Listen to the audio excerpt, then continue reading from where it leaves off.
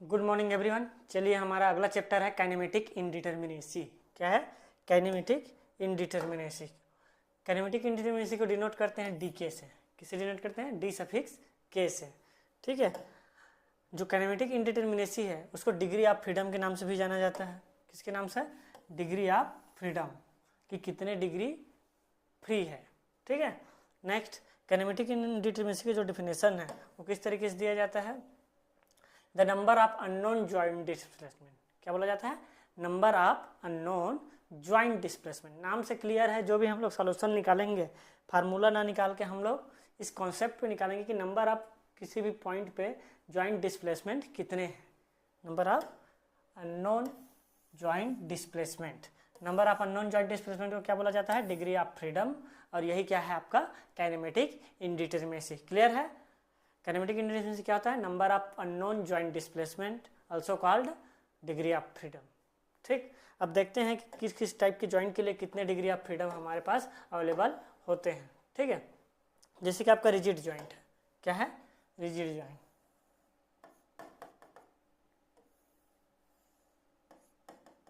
ठीक है। तो किसी पॉइंट पे, मान लीजिए इस पॉइंट पे निकालना है अपने को कि डिग्री ऑफ फ्रीडम कितना है। ठीक है। तो ये क्या होता है? इसमें हॉरिजॉन्टल मूवमेंट पॉसिबल है, डेल एक्स। ठीक। और वर्टिकल मूवमेंट पॉसिबल है, लोड के ऊपर डिपेंड करेगा। ठीक। और साथ ही साथ ये रोटेट करेगा थीटा। कितना? थीटा। तो 3 डिग्री ऑफ फ्रीडम पॉसिबल है इसमें, डेल एक्स, डेल वाई और थीटा। किसी भी रिजिड ज्वाइंट पे, किसी भी रिजिड ज्वाइंट में क्या होता है? देखिए, फिक्स्ड सपोर्ट अलग चीज़ होता है और रिजिड ज्वाइंट अलग होता है। ठीक है। फिक्स्ड सपोर्ट में अगर बोला जाए तो आपका जीरो ट्रांसलेशन होगा और जीरो रोटेशन होगा, मतलब ना डेल एक्स होगा, ना डेल वाई होगा, ना ही थीटा होगा। लेकिन अगर रिजिड ज्वाइंट की बात करें तो रिजिड ज्वाइंट में तीनों पॉसिबिलिटी है कि आपका डेल एक्स भी पॉसिबल है, डेल वाई भी पॉसिबल है और रोटेशन भी पॉसिबल है। क्लियर है? तो आपका रिजिड ज्वाइंट में कितना होता है प्लेन फ्रेम में? 3 डिग्री ऑफ फ्रीडम। ठीक है।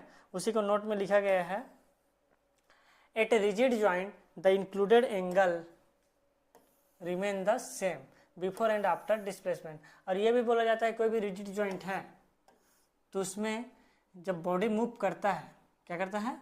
बॉडी मूव करता है। अगर रोटेट करना चाहें हम इसको, तो अगर बॉडी मूव करता है तो जो डिग्री ऑफ रोटेशन रहता है या एंगल ऑफ रोटेशन रहता है वो हमेशा क्या रहता है? सेम रहता है, क्योंकि एक रिजिड बॉडी के रूप में वो मूव करता है। ठीक है। क्या करता है? रिजिड बॉडी के रूप में मूव करेगा तो एंगल जो है, जो यहाँ से क्रिएट होगा वही एंगल यहाँ से भी क्रिएट होगा। ठीक है। तो उसी के बोला है, at the rigid joint the included angle remain the same before and after displacement. Before displacement जो भी इंक्लूडेड एंगल है उतना ही एंगल लास्ट में दोनों के बीच क्रिएट होगा। इंक्लूडेड एंगल किसको बोलेंगे? इसको। ठीक है। ये जो एंगल है दोनों के बीच में, ठीक है, मेंबर ए और मेंबर बी के बीच में, ठीक है, मान लो इसको मान लेते हैं अल्फा। इंक्लूडेड एंगल क्या मान लेते हैं? अल्फा।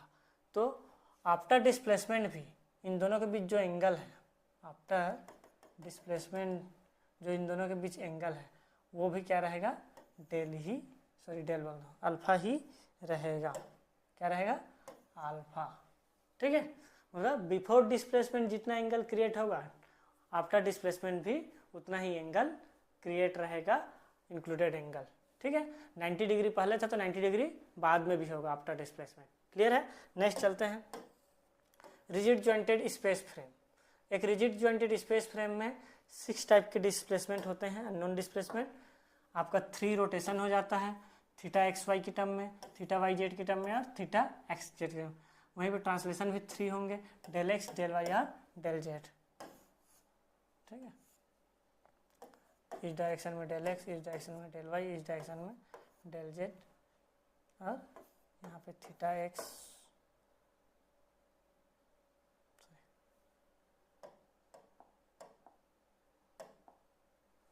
यहाँ पे थीटा एक्स वाई हो जाएगा।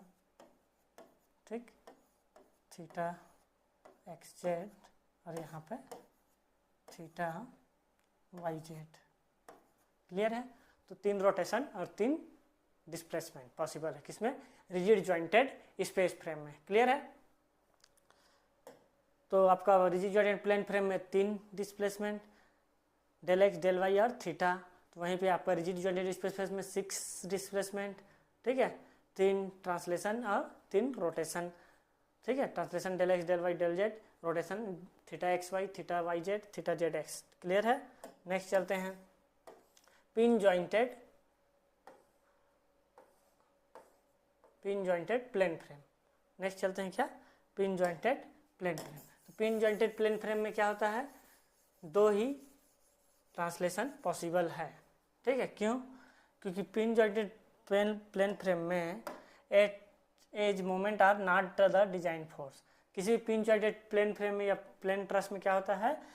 मोमेंट क्या है? डिजाइन फोर्स नहीं होता, इसलिए rotation are not considered in the truss, इसलिए रोटेशन को कंसिडर नहीं किया जाता। क्या पॉसिबल रहता है? सिर्फ डेल एक्स और डेल वाई, यानी कि number of degree of freedom कितना हो जाएंगे? 2 हो जाएंगे। किसमें? पिन जॉइंटेड ट्रस में, ठीक है। अगर वही पिन जॉइंटेड स्पेस ट्रस है, अगर स्पेस में देखा जाए तो 3 ट्रांसलेशन पॉसिबल है, डेल एक्स, डेल वाई और del z, del x, del y और डेल जेड। ये ट्रस की बात है, ठीक है। रिजिड जॉइंटेड में 3 और 6, और पिन जॉइंटेड प्लेन फ्रेम हो या प्लेन ट्रस बोलो, ठीक है, या पिन जॉइंटेड स्पेस ट्रस, इसमें कितना होता है? तो प्लेन में आपका 2 डेल एक्स, डेल वाई, और ट्रस स्पेस में 3 डेल एक्स, डेल वाई और डेल जेड। क्लियर है? नेक्स्ट चलते हैं। अगर कोई सपोर्ट हो तो उसमें कितने number of degree of freedom होगा, उसके बारे में जानते हैं। अभी तक हमने किसी देखा? जॉइंट्स के बारे में देखा। जॉइंट्स में क्या देखा? कि रिजिड जॉइंट्स में प्लेन में 3, स्पेस में 6, और पिन जॉइंटेड में प्लेन में 2 और स्पेस में 3। अब देखते हैं सपोर्ट्स में, ठीक है। मान लो आपका एक क्या है? फ्री इंड है। क्या है? फ्री इंड है, वहाँ पे लोड लगा है W, ठीक है। तो कुछ ना कुछ डिस्प्लेसमेंट होगा आपका, del x, sorry del y, क्या होगा? डेल वाई, ठीक। यहाँ पे एक एंगल क्रिएट होगा थीटा, ठीक, और कुछ हॉरिजॉन्टल डिस्प्लेसमेंट होगा, ठीक है, डेल एक्स। क्या होगा? Del x. तो फ्री इंड में कितने डिग्री ऑफ फ्रीडम मिल जाता है हमको? 3, डेल एक्स, डेल वाई और थीटा। वहीं पे अगर रोलर सपोर्ट की बात करें, क्या करें? रोलर सपोर्ट की बात करें, तो रोलर सपोर्ट में क्या है? वर्टिकल डिस्प्लेसमेंट पॉसिबल नहीं है। क्या है? वर्टिकल डिस्प्लेसमेंट पॉसिबल नहीं है। तो यहाँ क्या होगा? डेल एक्स और थीटा क्रिएट होगा, ठीक। तो उसी को दिखाया गया है, ठीक। कुछ हॉरिजॉन्टल डिस्प्लेसमेंट हुआ है, रोलर सपोर्ट है तो, ठीक, और कुछ रोटेशन पॉसिबल है। तो इसमें कितने डिग्री ऑफ फ्रीडम हो जाएंगे? 2। रोलर सपोर्ट में कितने डिग्री ऑफ फ्रीडम? 2। याद रखेंगे कॉन्सेप्चुअली, ठीक है, क्यों हो रहा है, कैसे हो रहा है। रोलर सपोर्ट हॉरिजॉन्टली मूव कर सकता है, लेकिन रोलर सपोर्ट वर्टिकली मूव नहीं कर सकता, क्योंकि वर्टिकल रिएक्शन लगता है। या दूसरे तरीके से ये बोल सकते हो, इसका जो कॉन्सेप्चुअल है, ठीक है, कि जहाँ पे भी रिएक्शन रहता है वहाँ पे डिस्प्लेसमेंट नहीं रहता।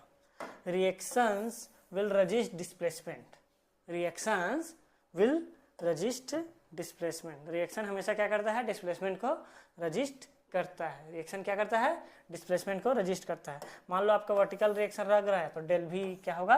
0। अगर वर्टिकल रिएक्शन लग रहा है तो डेल भी 0। अगर हॉरिजॉन्टल रिएक्शन लग रहा है तो डेल एच 0, ठीक है, हॉरिजॉन्टल डिफ्लेक्शन 0। मोमेंट रिएक्शन लग रहा है तो थीटा 0, ठीक है, क्लियर है, ठीक है। जहाँ भी रिएक्शन लगे किसी भी सपोर्ट में, वहाँ पे क्या होगा? डिस्प्लेसमेंट 0, ठीक है। तो उसी के बेसिस पे चल रहा है कि हॉरिजॉन्टल रोलर सपोर्ट में क्या रहता है? वर्टिकल रिएक्शन रहता है, इसलिए वर्टिकल डिस्प्लेसमेंट 0, बाकी 2 डिस्प्लेसमेंट पॉसिबल है, ठीक है। हिंज या पिन सपोर्ट चलते हैं। हिंज या पिन सपोर्ट में हम लोग जानते हैं कि vertical and horizontal movement, vertical और हॉरिजॉन्टल रिएक्शन लगता है। क्या लगता है? वर्टिकल एंड हॉरिजॉन्टल रिएक्शन लगता है, ठीक है, यही रहता है। तो वर्टिकल और हॉरिजॉन्टल रिएक्शन लग रहा है, मतलब वो रजिस्ट करेगा डिस्प्लेसमेंट को, इसलिए del x del y 0। Possible क्या है? सिर्फ रोटेशन, तो इसलिए नंबर ऑफ डिस्प्लेसमेंट कितने हो जाएंगे? 1। क्लियर है, ठीक है। हिंज या पिन सपोर्ट में आपका सिर्फ 1 डिग्री ऑफ फ्रीडम अवेलेबल रहता है। वहीं पे फिक्स्ड सपोर्ट चलते हैं, फिक्स्ड सपोर्ट में सब रिएक्शन पॉसिबल है, हॉरिजॉन्टल रिएक्शन, वर्टिकल रिएक्शन और मोमेंट रिएक्शन, इसलिए इसमें डिग्री ऑफ फ्रीडम कितना हो जाता है 0। फिक्स्ड सपोर्ट में डिग्री ऑफ फ्रीडम कितना हो जाता है 0। क्यों?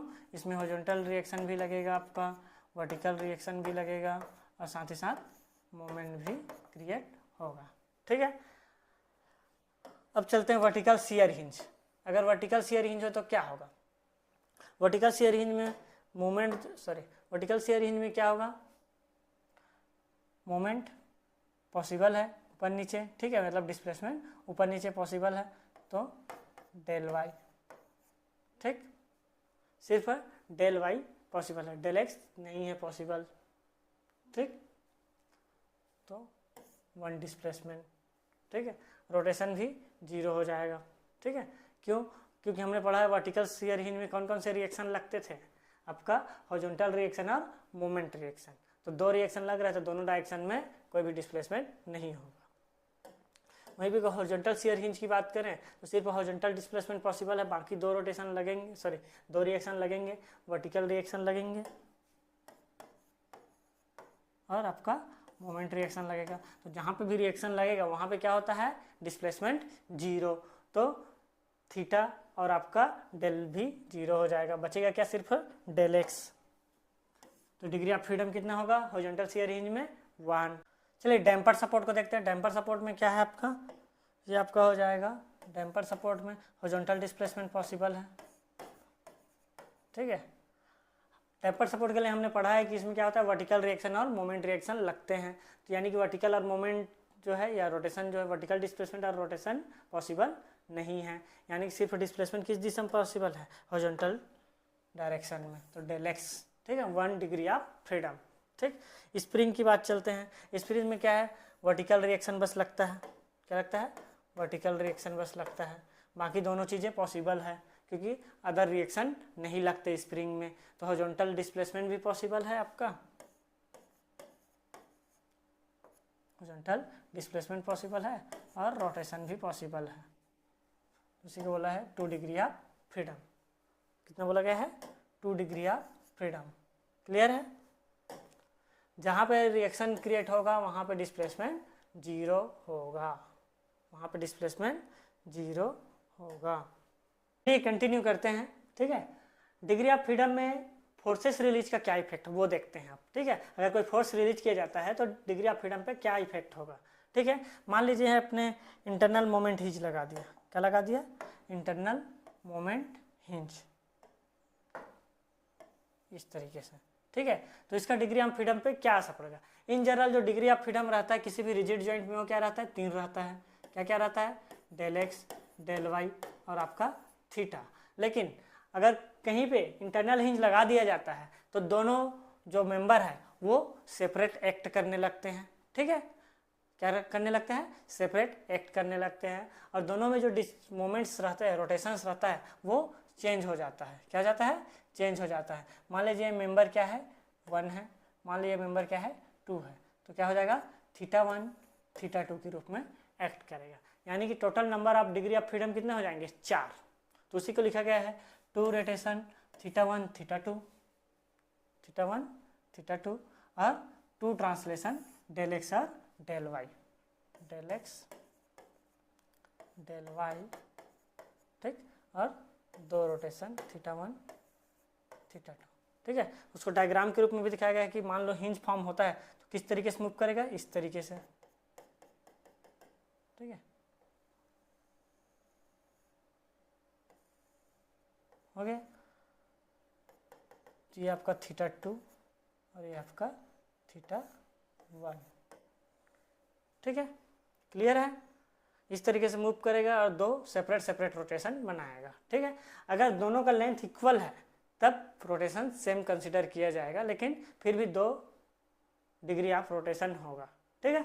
आगे बढ़ते हैं। Note, each member connected to hinge can have its own rotation. कोई जितने भी मेंबर कनेक्ट होंगे हिंज से उसका एक अपना ही रोटेशन होगा, in addition to del x del y, ठीक है। डेल एक्स डेल वाई के अलावा इंडिविजुअल जो मेंबर है उसका क्या होगा? खुद का रोटेशन होगा, ठीक है। जैसे कि ये वाला है, इसमें कितने मेंबर है? 2 मेंबर है, ये एक रिजिड मेंबर है, ये एक मेंबर है। मान लीजिए इसको मान लेते हैं ए बी,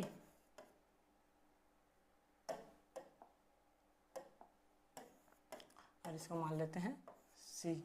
ठीक, ये एक सेपरेट मेंबर है और ये एक सेपरेट मेंबर है। तो del x del y common रहेगा और रोटेशन 2 हो जाएगा, θ1 और θ2। इस मेंबर के लिए एक सेपरेट रोटेशन होगा और इस मेंबर के लिए सेपरेट रोटेशन। ठीक, वैसे ही अगर एग्जांपल इस टाइप से हो, ठीक है, तो इसमें नंबर ऑफ रोटेशन कितने हो जाएंगे टोटल सेपरेट सेपरेट रोटेशन? θ1, θ2, θ3, θ4 और θ5। तो इसमें नंबर ऑफ रोटेशन हो जाएंगे आपके 5 और ट्रांसलेशन हो जाएंगे 2। तो इसी को लिखा है 5 रोटेशन और 2 ट्रांसलेशन। ट्रांसलेशन किसको बोला जाता है? हॉरिजॉन्टल और वर्टिकल डिस्प्लेसमेंट को। ठीक है, ट्रांसलेशन किसको बोला जाता है? हॉरिजॉन्टल एंड वर्टिकल डिस्प्लेसमेंट को। ठीक है, क्लियर है? डेल एक्स और डेल वाई। ठीक, आगे बढ़ते हैं। अगर हॉरिजॉन्टल शियर रिलीज किया जाए, क्या किया जाए? हॉरिजॉन्टल शियर कुछ इस तरीके से रहता है हॉरिजॉन्टल शियर का। ठीक है, तो इसमें क्या होगा? इन जनरल कोई भी अगर ये रिजिड जॉइंट रहता तो 3 रहता, डेल एक्स डेल वाई और थीटा, ये रहता डेल एक्स डेल वाई और थीटा। ठीक है, लेकिन क्या है? हॉरिजॉन्टल शियर है। क्या है? हॉरिजॉन्टल शियर रिलीज कर रहा है। तो हॉरिजॉन्टल शियर में क्या होता है? आपका हॉरिजॉन्टल मूवमेंट पॉसिबल रहता है।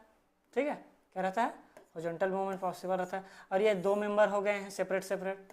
कौन से किस रूप में एक्ट करेगा? जैसे ही हॉरिजॉन्टल शियर लगाते हैं तो 2 मेंबर के रूप में एक्ट करेगा। मान लो ये मेंबर ए है, ये मेंबर बी है, तो ये क्या करेगा? सेपरेट मूव करेगा in horizontal direction, del x 1 मान लेते हैं, और ये सेपरेट मूव करेगा in horizontal direction, del x 2। ठीक, क्लियर है?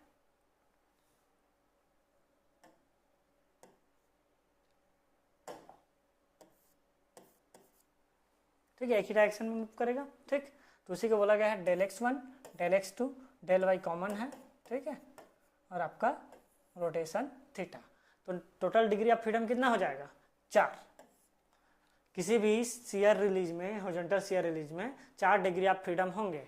ठीक है, हॉरिजॉन्टल शियर रिलीज है इसलिए हॉरिजॉन्टल डायरेक्शन में 2 displacement, del x 1 del x 2, और आपका वर्टिकल डायरेक्शन में डेल वाई और रोटेशन। तो टोटल 1 वर्टिकल ट्रांसलेशन, 1 रोटेशन और 2 हॉरिजॉन्टल ट्रांसलेशन। क्लियर है? आगे बढ़ते हैं। वर्टिकल शियर रिलीज करने हैं। क्या करना है? Vertical shear release. तो वर्टिकल शियर रिलीज में क्या होता है?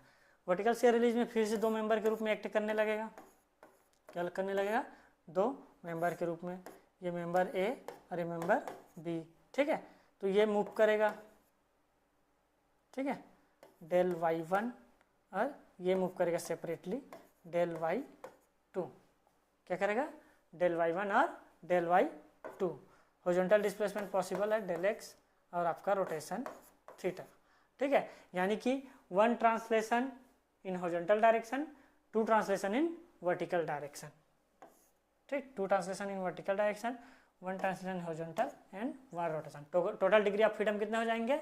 4। मतलब इससे ये समझ में आ रहा है शियर रिलीज चाहे हॉरिजॉन्टल शियर रिलीज हो चाहे वर्टिकल शियर रिलीज हो, डिग्री ऑफ फ्रीडम कितना काउंट होता है? 4। ठीक है, आपका हिंज है, मोमेंट हिंज है, तो नंबर ऑफ मेंबर पे डिपेंड करेगा। अगर नंबर ऑफ मेंबर 2 है तो 3 + 1 हो जाएगा। ठीक, अगर क्योंकि 3 कॉमन रहते हैं। ठीक है, नंबर ऑफ मेंबर 3 है तो 3 + 2 हो जाएगा। या फिर आप बोल सकते हो कि जो कॉन्सेप्ट है ये है कि इंडिविजुअल मेंबर है इट्स ओन रोटेशन। ईच बोला है each member connected to him can have its own rotation. बस इस चीज को ध्यान रखें, in addition to del x and del y. ये कॉन्सेप्ट रहेगा मोमेंट हिंज के केस में। ठीक है, तो क्लियर है अब? फोर्स रिलीज, मोमेंट हिंज हो चाहे शियर हिंज हो, चाहे वर्टिकल शियर हिंज हो चाहे हॉरिजॉन्टल शियर हिंज हो, तो हमने क्या जाना? चलो एक रिवीजन कर लेते हैं, क्विक रिवीजन। ठीक है, क्विक रिवीजन में आपका सबसे पहले ज्वाइंट्स। तो अगर रिजिड ज्वाइंट्स हो, क्या हो?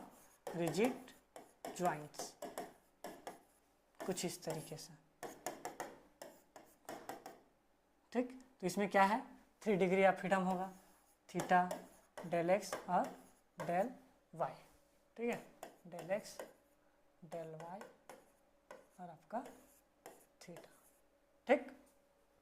वहीं पे अगर ये प्लेन की बात है, क्या है, प्लेन फ्रेम, अगर यहीं स्पेस में चले जाए, क्या चले जाए, रिजिड ज्वाइंट में ही स्पेस फ्रेम में चले जाए तो आपका 6 हो जाएगा, क्या जाएगा 6। कौन कौन से, del x del Y del z और आपका theta x Y theta Y z और थीटा जेड एक्स, यही था। स्पेस में किस तरीके से रहता है, इस तरीके,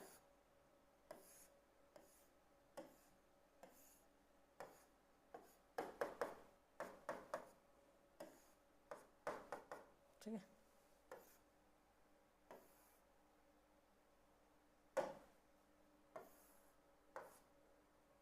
del x del Y del Z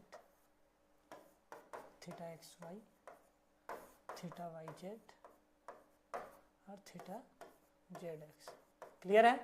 तो इसमें डिग्री ऑफ फ्रीडम कितना हो जाएगा 3 प्लेन फ्रेम में, और इसमें डिग्री ऑफ फ्रीडम 6, क्लियर है। नेक्स्ट चलते हैं आपका पिन ज्वाइंटेड में चलते हैं। पिन ज्वाइंटेड प्लेन फ्रेम या truss, plane truss, pin jointed plane truss कुछ इस तरीके से रहता है,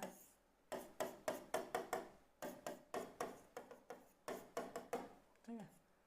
यहाँ पे क्या है, मोमेंट कोई डेवलप नहीं होता है, ठीक है, तो सिर्फ एक्सियल डिफॉर्मेशन ही होता है। तो आपका डेल एक्स और डेल वाई, तो total number of degree of freedom कितने हो जाते हैं, 2, क्लियर है, ठीक है। नेक्स्ट चलते हैं पिन ज्वाइंटेड स्पेस ट्रस, तो अगर ट्रस जो है स्पेस में हो तो आपका क्या पॉसिबल है, 3 डिग्री ऑफ फ्रीडम पॉसिबल है, ठीक है, डेल एक्स डेल वाई और डेल जेड, ठीक है। सिर्फ ट्रांसलेशन पॉसिबल है ना पिन ज्वाइंटेड ट्रस में, ठीक है। तो डेल एक्स डेल वाई और डेल जेड यानी कि 3। स्पेस ट्रस में कितने डिग्री ऑफ फ्रीडम पॉसिबल है, 3, ठीक, ये हो गया। फिर हमने सपोर्ट को जाना कि सपोर्ट्स का क्या फ़र्क पड़ता है, ठीक है। तो सपोर्ट्स में अगर फ्री एंड है, क्या है, फ्री एंड हो, तो फ्री एंड में किस तरीके से मूवमेंट होता है, इस तरीके से। इसमें 3 डिग्री ऑफ फ्रीडम हो जाता है, डेल एक्स आपका डेल वाई डेल एक्स और आपका यहाँ पे रोटेशन थीटा, ठीक। तो 3 डिग्री ऑफ फ्रीडम। वहीं पे आपका रोलर सपोर्ट हो, क्या हो, रोलर सपोर्ट में वर्टिकल रिएक्शन पॉसिबल है, रोलर सपोर्ट में वर्टिकल रिएक्शन पॉसिबल है। तो वर्टिकल रिएक्शन पॉसिबल है मतलब वर्टिकल डिस्प्लेसमेंट पॉसिबल नहीं है, यही पढ़े थे, ठीक है। यहाँ से एक एंगल थीटा क्रिएट करेगा और यहाँ से हॉरिजॉन्टल डिस्प्लेसमेंट पॉसिबल है, डेल एक्स, ठीक। तो 2 डिग्री ऑफ फ्रीडम हो जाएंगे डेल एक्स और थीटा के रूप में, इसमें डेल एक्स डेल वाई और थीटा के रूप में, ठीक। फिर चले थे हम लोग फिक्स्ड सपोर्ट। फिक्स्ड सपोर्ट में क्या है, पूरी तरीके से क्या है, रिएक्शन पॉसिबल है, horizontal reaction vertical reaction end moment reaction. तो डिग्री ऑफ फ्रीडम 0, ठीक, डिग्री ऑफ फ्रीडम 0, यही था। फिर हमने देखा कि effect of shear, effect of forces release.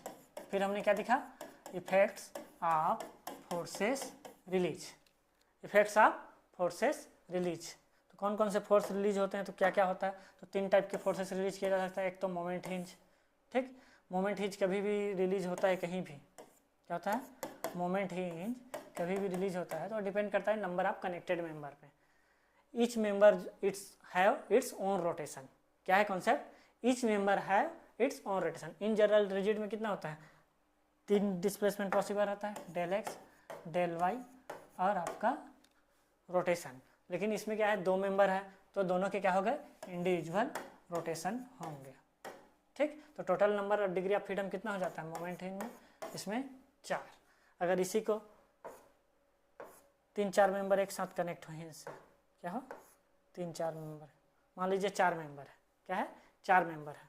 तो आपका क्या हो जाएगा, डेल एक्स डेल वाई, और इसका इंडिविजुअल रोटेशन होगा θ1 θ2 θ3 θ4। क्यों, हिंज के फॉर्मेशन की वजह से, हिंज के फॉर्मेशन की वजह से θ1 θ2 θ3 θ4। तो टोटल डिग्री ऑफ फ्रीडम कितने हो जाएंगे, 2 4 6, कितना 6। तो डिपेंड करता है number of member meeting at a joint, किसमें, मोमेंट हिंज के कंडीशन में। अगर शियर हिंज हो, चाहे हॉरिजॉन्टल शियर हिंज हो चाहे वर्टिकल शियर हिंज हो, तो शियर हिंज के केस में मान लीजिए आप हॉरिजॉन्टल शियर को देखते हैं, ठीक है। तो हॉरिजॉन्टल शियर में क्या होगा, हॉरिजॉन्टल शियर में क्या होता है, हॉरिजॉन्टल डिस्प्लेसमेंट, क्या दोनों सेपरेट सेपरेट मेंबर के रूप में एक्ट करेंगे, ठीक है, और जो भी हॉरिजॉन्टल डायरेक्शन में डिस्प्लेसमेंट है सेपरेट सेपरेट होगा, ठीक। तो इसलिए डिग्री ऑफ फ्रीडम बढ़ के कितना हो जाता है, 3 से बढ़ के 4 हो जाता है, डेल x1 डेल x2 और थीटा और डेल y, ठीक।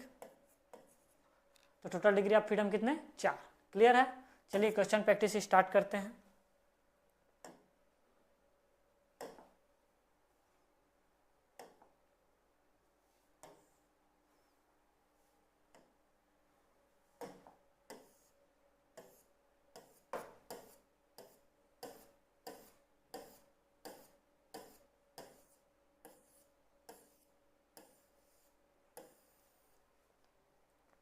चलिए क्वेश्चन प्रैक्टिस स्टार्ट करते हैं, ठीक है।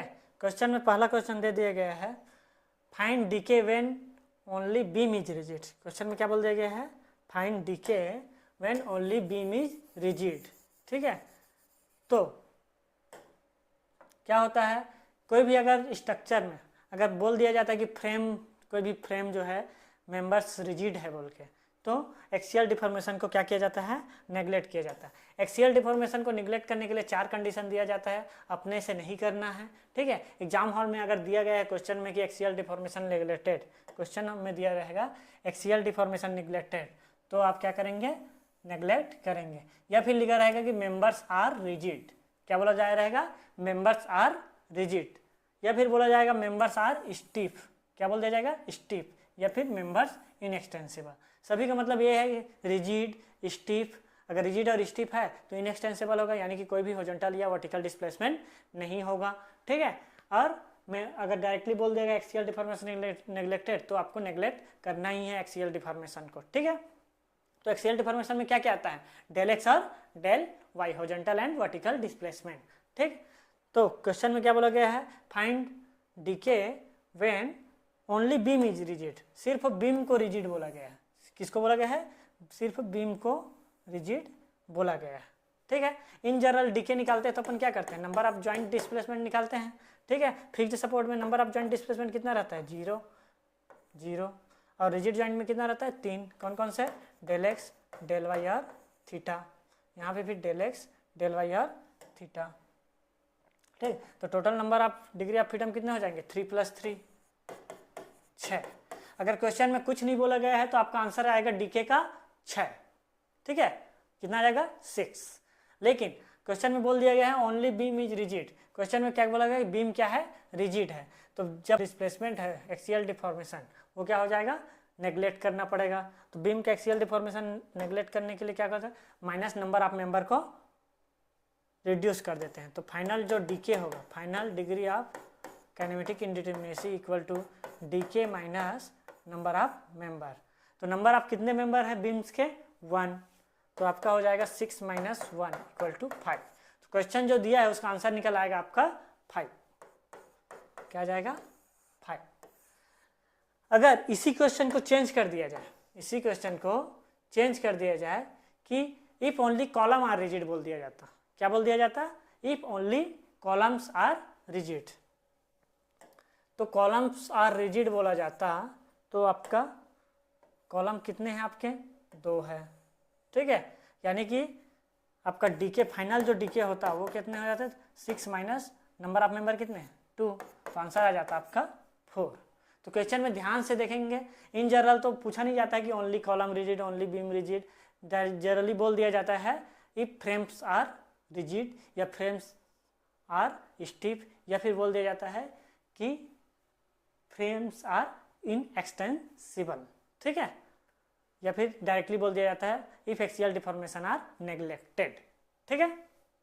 नेक्स्ट, अगर इसी क्वेश्चन को बोला जाए कि फ्रेम्स आर रिजिड या फिर सभी तरीके से रिजिड हो, तो if all members are rigid, question में अगर बोला जाए if all members are rigid या फ्रेम्स आर रिजिड, तो आपका हो जाएगा DK equal to 6 minus number of member कितना है 3, तो आंसर आ जाएगा 3। तो अपने को कॉन्सेप्ट क्या याद रखना है कि एक्सियल डिफॉर्मेशन नेग्लेक्ट हो रहा हो तो डीके, जो भी हम in general number of joint displacement निकालते हैं उसमें नंबर ऑफ मेंबर को क्या कर देना है, अपने को रिड्यूस कर देना है। क्या करना है, नंबर ऑफ मेंबर को reduce. Final DK equal to DK minus number of member, number of rigid member बोल सकते हो। क्या बोल सकते हो, नंबर ऑफ रिजिड मेंबर, ठीक है, क्लियर है। नेक्स्ट क्वेश्चन चलते हैं, ठीक है। क्वेश्चन से देखने से पता चल रहा है आपका फिक्स्ड सपोर्ट है तो रोटेशन कितना, सॉरी डिस्प्लेसमेंट कितना होगा, 0 होगा, ठीक है, या फिर डिग्री ऑफ फ्रीडम 0। अगर हिंज है, हिंज में क्या पॉसिबल रहता है, vertical and horizontal reaction create होता है, यानी कि vertical and horizontal displacement possible नहीं है, सिर्फ थीटा पॉसिबल है, सिर्फ थीटा, तो 1 degree of freedom. Rigid jointed area में क्या रहता है, 3 रहता है, डेल एक्स डेल वाई और थीटा, यहाँ भी डेल एक्स डेल वाई और थीटा, तो टोटल डिग्री ऑफ फ्रीडम कितना हो जाएगा आपका 3 + 1 = 7, ठीक है। लेकिन अगर क्वेश्चन में बोला गया है कि नेग्लेक्टिंग एक्सियल डिफॉर्मेशन, क्वेश्चन में अगर बोला गया हो तो, नहीं बोला गया है तो आपका आंसर क्या है 7। लेकिन अगर क्वेश्चन में बोला गया है नेग्लेक्टिंग एक्सियल डिफॉर्मेशन, या फिर बोल दिया जाएगा कि मेंबर्स आर रिजिड, ठीक है, मेंबर्स आर स्टीफ या मेंबर्स आर इनएक्सटेंसिबल, तो आपका फाइनल डीके जो होता है वो क्या हो जाता है, DK minus number of rigid member, number of rigid member, ठीक है। तो इसमें कितने मेंबर हैं, 3 मेंबर हैं, ठीक है, कितने मेंबर हैं 3, 1 2 और 3, तो आपका हो जाएगा 7 - 3 = 4। आंसर क्या आ जाएगा 4। कौन कौन सा, थीटा बी, थीटा सी, थीटा डी और आपका स्वे इन हॉरिजॉन्टल डायरेक्शन, ठीक है, क्लियर है। कंसेप्चुअल हम देख चुके हैं काइनेमेटिक इंडिटरमिनेसी कैसे निकालते हैं, उसी का अगर फार्मूला के रूप में देखा जाए, मान लीजिए कोई रिजिड जॉइंटेड फ्रेम है, क्या है, रिजिड जॉइंटेड फ्रेम है, तो पहला जो है रिजिड जॉइंटेड प्लेन फ्रेम के लिए, रिजिड जॉइंटेड, ज्यादातर क्वेश्चन इसी से पूछे जाते हैं, रिजिड जॉइंटेड प्लेन फ्रेम से, ठीक है।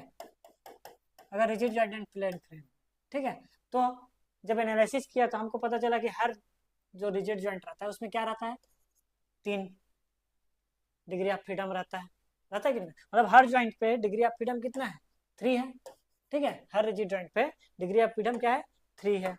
वहीं पे अगर सपोर्ट की बात करें, क्या करें, सपोर्ट की बात करें, तो अगर फिक्स्ड सपोर्ट है तो रिएक्शन 3 कंपोनेंट है, तो यहाँ पे क्या किया जाता है कि 0 डिग्री ऑफ फ्रीडम रहता है, यहाँ यानी कि यहाँ पे कोई भी डिग्री ऑफ फ्रीडम नहीं रहता है जहाँ पे फिक्स्ड सपोर्ट है, ठीक है, क्यों, नंबर ऑफ रिएक्शन वहाँ पे 3 है। तो ये बोल सकते हैं कि इसको फार्मूला के रूप में अगर लिखना चाहें तो हम लिख सकते हैं कि हर जॉइंट पे 3 डिग्री ऑफ फ्रीडम, ठीक है, लेकिन जहां पे सपोर्ट आया वहां पे नंबर ऑफ रिएक्शन क्या हो जाएगा, डिक्रीज होगा, जितने नंबर ऑफ रिएक्शन होंगे उतना डिग्री ऑफ फ्रीडम 0 होगा, ठीक है, जितने रिएक्शन होंगे उतने डिग्री ऑफ फ्रीडम अवेलेबल नहीं होंगे, ठीक है, जहां पे रिएक्शन अवेलेबल नहीं है वहां पे ही डिग्री ऑफ फ्रीडम पॉसिबिलिटी है या डिस्प्लेसमेंट पॉसिबल है।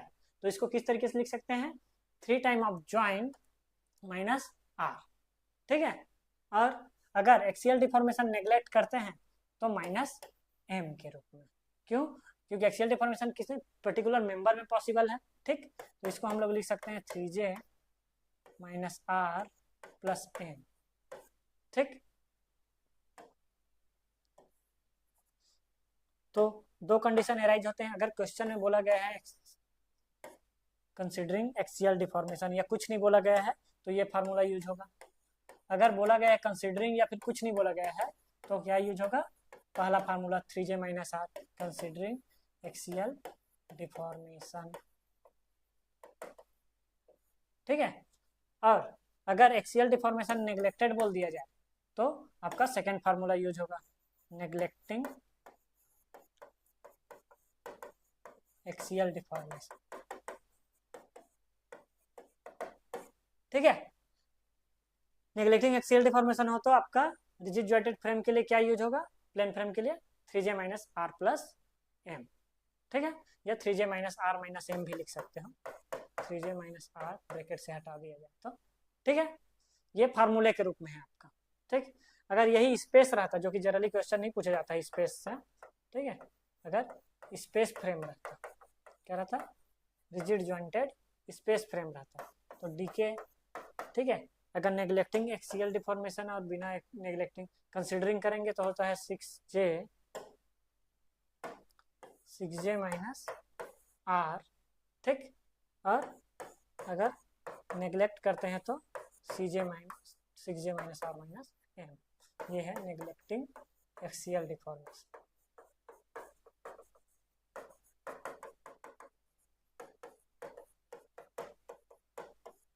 ठीक है। क्लियर है, ये हो गया आपका रिजिड जॉइंटेड प्लेन फ्रेम और स्पेस फ्रेम के लिए। नेक्स्ट चलते हैं फार्मूला के रूप में अगर देखा जाए ट्रस के लिए,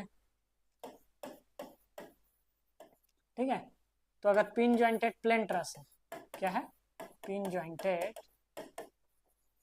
प्लेन ट्रस, ठीक है। तो किसी भी प्लेन ट्रस में,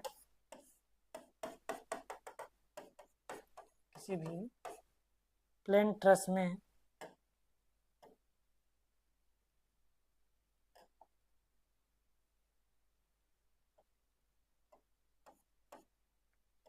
किसी भी जॉइंट पे क्या होता है, दो मेंबर, दो फोर्स वो करता है, ठीक है। कौन कौन से, Fx और Fy, ठीक है। नंबर ऑफ फोर्सेस कितने होते हैं, दो होते हैं, और नंबर ऑफ डिस्प्लेसमेंट भी दो पॉसिबल रहता है, डेल एक्स और डेल वाई, रोटेशन का कोई वो नहीं है। चलिए अब ट्रस का देखते हैं कि ट्रस में काइनेमेटिक इंडिटरमिनेसी कैसे होता है। कोई भी ट्रस जो होता है उसमें कितने फोर्स एक्ट होते हैं, हॉरिजॉन्टल फोर्स और वर्टिकल फोर्स किसी भी जॉइंट पे, ठीक है। मूवमेंट पॉसिबल नहीं रहता है, ठीक है। और डिफॉर्मेशन भी दो तरीके से होता है, डेल एक्स और डेल वाई के फॉर्म बस में, ठीक है। मतलब ओनली एक्सियल डिफॉर्मेशन पॉसिबल रहता है, इसलिए एक्सियल डिफॉर्मेशन को इसमें नेग्लेक्ट नहीं किया जा सकता। किसी भी ट्रस में एक्सियल डिफॉर्मेशन में को नेग्लेक्ट नहीं किया जाता है। और फार्मूला रहता है, देखिए कितने फोर्स एक्ट हो रहे हैं, दो, डिस्प्लेसमेंट कितने पॉसिबल है एक जॉइंट में, दो, तो इसलिए हर जॉइंट पे 2, तो 2j माइनस, अगर नंबर ऑफ रिएक्शन अवेलेबल है वो क्या हो जाएगा, डिक्रीज हो जाएगा, क्योंकि जहां रिएक्शन पॉसिबल है वहां पे डिस्प्लेसमेंट पॉसिबल नहीं है, जहां रिएक्शन अवेलेबल है वहां डिस्प्लेसमेंट पॉसिबल नहीं है। तो पिन जॉइंटेड प्लेन ट्रस के लिए फार्मूला हो जाता है 2j माइनस आर, और वहीं पे अगर स्पेस में चले तो del x del Y del z करके 3 डिस्प्लेसमेंट पॉसिबल है स्पेस ट्रस में, स्पेस ट्रस में 3 पॉसिबल है, ठीक है, डेल एक्स डेल वाई और डेल जेड, ठीक। तो स्पेस ट्रस में 3 पॉसिबल है, इसीलिए हर जॉइंट पे 3 कंसीडर लेते हैं, तो 3j माइनस आर, क्लियर है। तो उसी को लिख दिया गया है आपका एक शॉर्टकट फार्मूले में, DK equal to 2j minus R for pin jointed plane frame लिखा गया है। अगर स्पेस में है तो 3j minus R for pin jointed space frame, ठीक। इसमें एक्सियल डिफॉर्मेशन को नेग्लेक्ट नहीं किया जाता है कभी भी पिन जॉइंटेड प्लेन फ्रेम में या ट्रस में। ट्रस में क्या किया जाता है, एक्सियल डिफॉर्मेशन को नेग्लेक्ट नहीं किया जाता। वहीं पे अगर रिजिड जॉइंटेड फ्रेम में चलते हैं तो रिजिड जॉइंटेड जो प्लेन फ्रेम के लिए फार्मूला होता है, क्योंकि हर जॉइंट पे 3 डिफॉर्मेशन पॉसिबल रहता है, तो 3j माइनस आर होता है अगर एक्सियल स्ट्रेन और सो कंसिडर या कंसिडरिंग एक्सियल डिफॉर्मेशन, ठीक।